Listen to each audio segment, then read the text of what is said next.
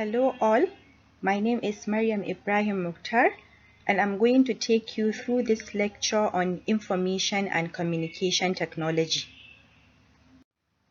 At the end of the lecture, students are going to understand the full meaning of ICT as well as its various components.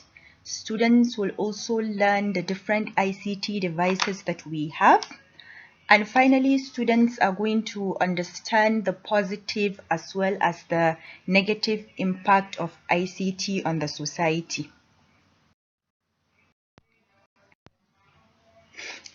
Our lives are greatly influenced by ICT gadgets. You realize that nowadays we spend large amount of time watching TV.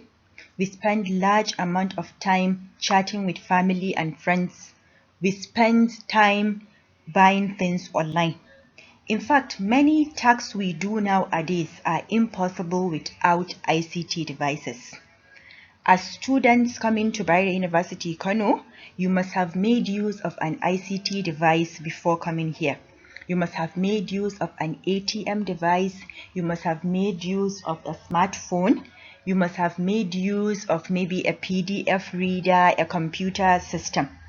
In addition to this working knowledge that you have, students also need to learn the theoretical knowledge surrounding ICT, hence the essence of this particular lecture.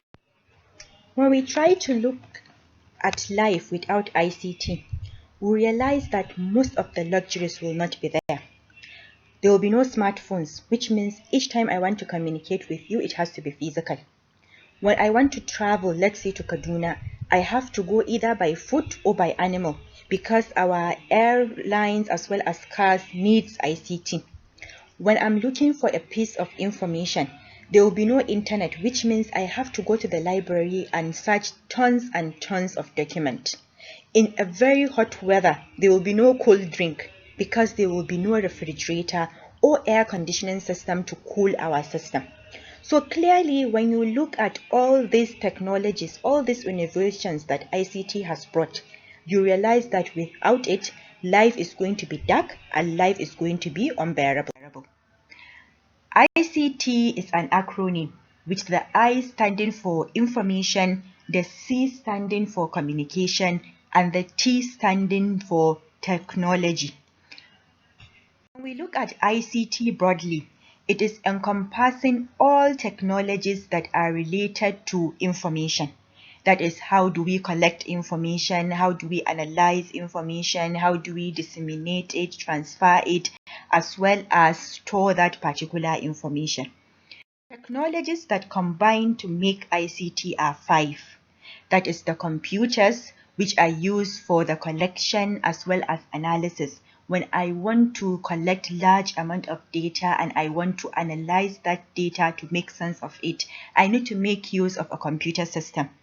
Once I make use of a computer system and I get that particular data, then I need to send that data to the appropriate individual, and that means I need to make use of dissemination technology. For me to disseminate information, I need to transfer it from one place to another, and this brings about telecommunication equipment. Information is very important to store information because we rely on this information for future use as well as for future references. So we need to make use of storage devices to help us store that particular information. And then similarly, we need ICT in education. That is, we need to make use of ICT to disseminate knowledge as well as information to academics as well as to learners. There are many ICT devices that falls under each component of ICT. Some of them are under the first component computer. We have the desktop computer, which is a personal computer that fits all its components under a desk. We have a laptop computer, which is more portable and it can easily fit in our lap. We have the tablet, which are smaller computer system that can easily fit our palm or our pocket.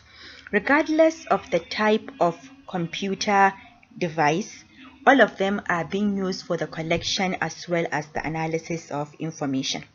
Once you have collect and analyze information, for it to be useful, you have to disseminate it, send it to large audiences.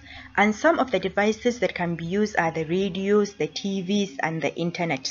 The radios began in the 20th century and they are still popular because they can reach large areas covering parts of the world, including very rural areas. They are very cheap, they are small in size, and they require very small processing power such as batteries.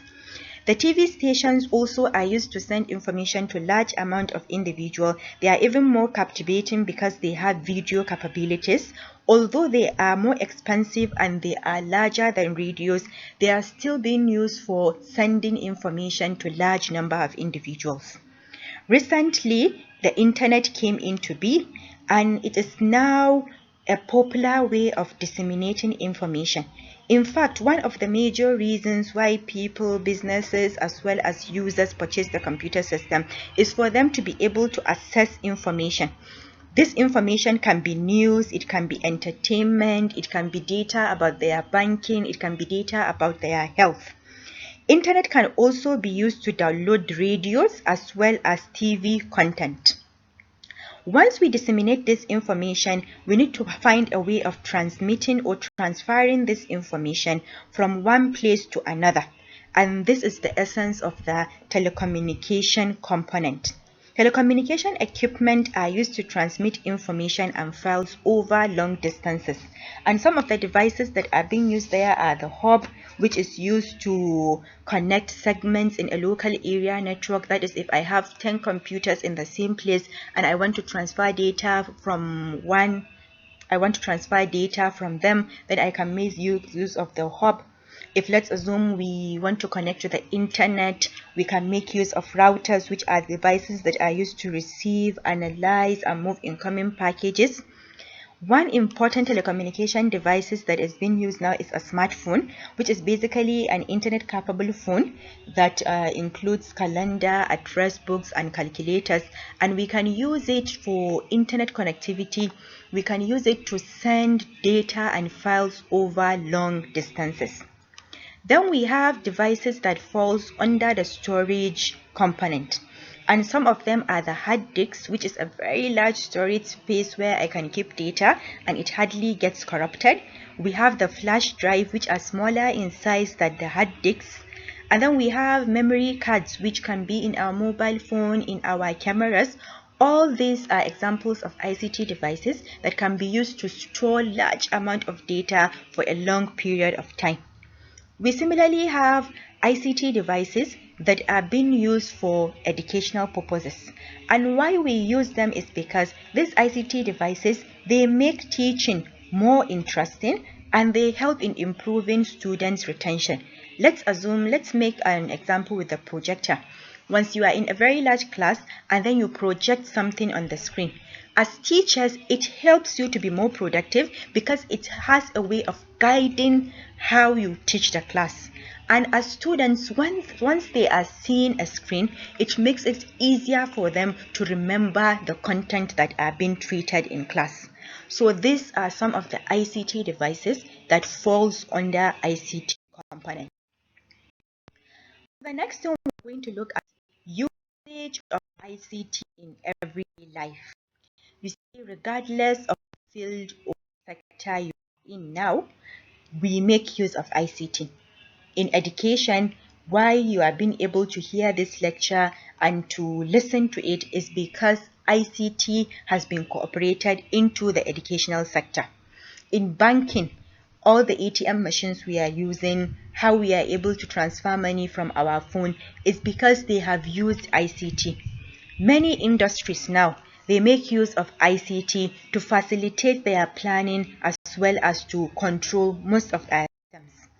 E-commerce and e-business, because of ICT, many people now, they do their transactions online. Many businesses such as the Instagram, people have become bloggers. They can go to online, you can buy things. ICT has greatly improved e-commerce as well as e-businesses. So finally, let's look at what ICT has brought positively. You see, with ICT, communication is now faster. Instead of, let's assume I have a relative who lives in China. Maybe without ICT, for us to communicate, it has to be physical. Now with my WhatsApp bundle of, let's say, a weekly bundle of 25 naira, I can be able to communicate with him. Effective sharing of information. Let's assume we have a piece of information and we want to share it to all members in our organization. We can simply send an email and everybody can access that information in a very short period of time. Many people have become self-employed, such as people that are doing blogging, people that have gone into Android development. With ICT, they have become independent and they are self-employed and they get paid. ICT has also helped us in daily routine management. That is, we can use our phones to track when we are going to take medication, when we need to visit doctors, and when, let's suppose, we need to travel. So ICT has brought about many positive impact. Similarly, it has brought about some negative impact. Some of them are, it has brought about threat to our health. We look at screens for too long, which will ultimately affect our vision. The radiations from this ICT device can be harmful to our ears, to our body parts. So ICT has brought about some threat to human life. It has also brought about isolation, because nowadays you will notice people prefer to spend large amount of time on their mobile phone chatting rather than talking physically with other people. It has brought about lack of privacy, because there's this hacking. You hack into somebody's system, you can steal all his login and you can use that login to access his bank account and steal large amount of money. ICT has also led to job loss. A job that is being carried out by 20 people now can be carried out by a single computer system. So ICT has brought about people to lose their jobs. So in this lecture, what we tried to cover is we tried to look at ICT and its various components, that is the computer system, the telecommunication devices, the broadcasting technology, the storage technology. And under each component, we try to see the ICT devices that are being used to accomplish those tasks. So thank you for listening.